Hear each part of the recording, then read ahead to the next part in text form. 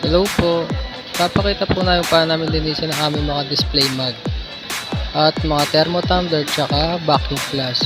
Pinupunasan namin ito magmula sa taas hanggang pababa. At bago namin ito isole, pupunasin muna namin ang mga kanilang pwesto.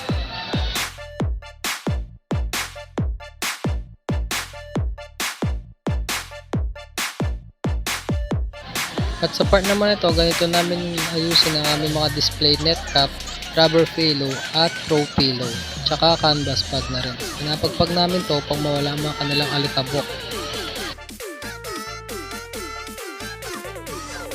At sa part na ito, ganito namin linisin ang aming mga display na t-shirt. Inaalis muna namin ito lahat upang malinis namin ng maayos ang kanilang lalagyan. Then bago namin ito ipalig, ipinapagpag muna namin pa isa't isa para makasigurado maalis ang kanilang mga dumi. At sa part na ito, ganito namin linisan ang aming mga brochure. Pupunasan muna namin yung taas ng salamin, then kukuha namin isa't isa, then pupunasan ang kanilang mga lalagyan. Pupunasan namin ang mga brochure bago namin ito ibalik sa kanilang mga lalagyan.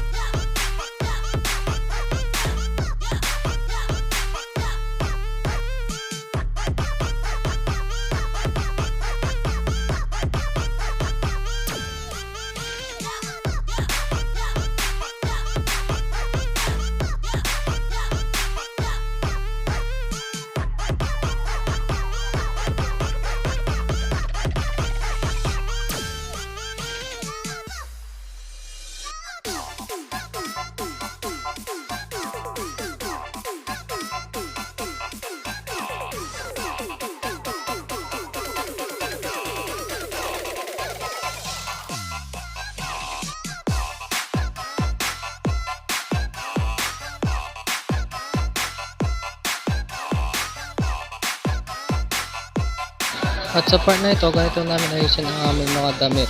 Inaalis muna namin ito lahat upang madali itong maipagsunod-sunod ang kanilang kulay at madaling ibalik.